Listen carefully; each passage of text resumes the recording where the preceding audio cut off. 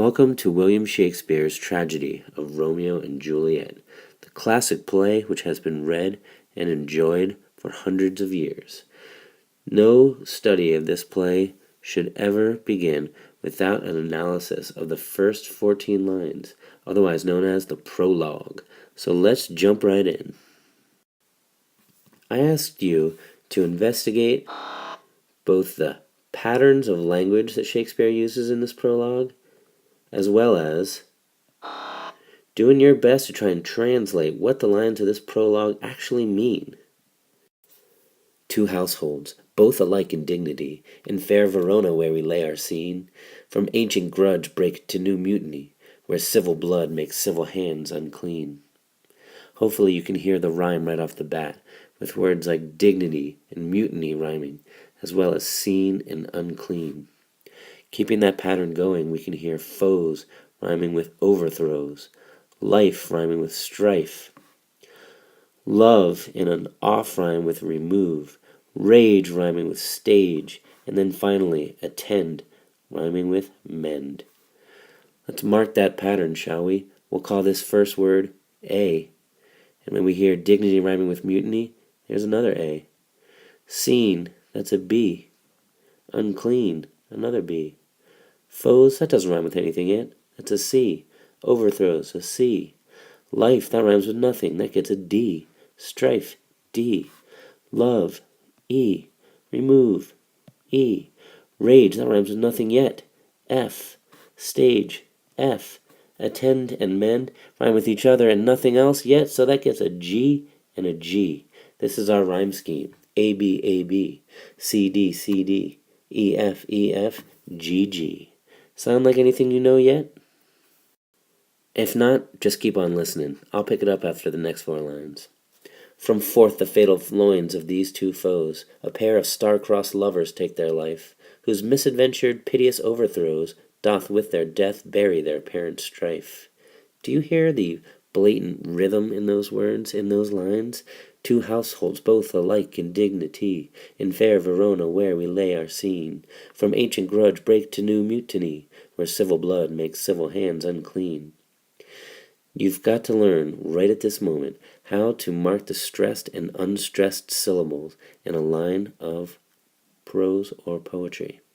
So, a mark like this means that syllable or that word gets an unstressed sound, whereas this mark means it gets the stress on that syllable. So watch this. Two households, both alike in dignity, in fair Verona where we lay our scene. My marks aren't beautiful, but if you know at all what you're listening to, this is a rhythmic pattern called iambic pentameter.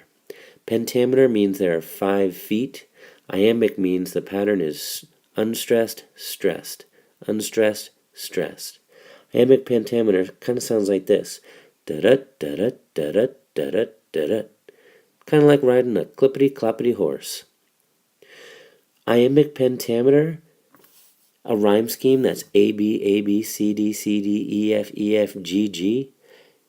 Anyone know what we're reading and listening to here?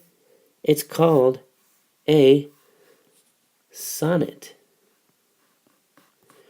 The prologue to Romeo and Juliet is a beautiful sonnet, which is interesting because the rest of the play, or most of the play, is written in prose, but certain key moments come out in verse form, in this case, a pure sonnet.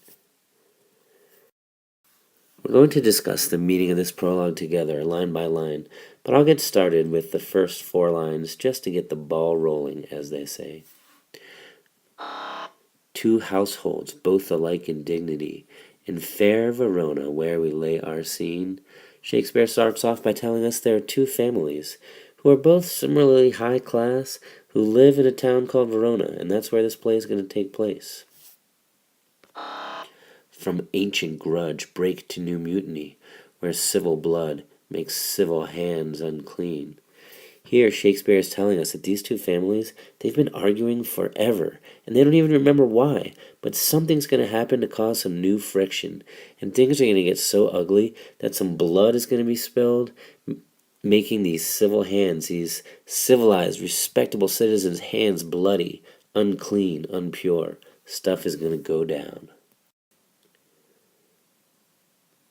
We'll be breaking down the rest of this prologue together, understanding its meaning line by line, figuring out why it was written this way in the form of a sonnet anyway, why there's so much foreshadowing, so much given away in the introduction to the play, and what we're supposed to be doing with this information as audience members. Stay tuned for more as we bring this classic work of literature to life in our very own classroom.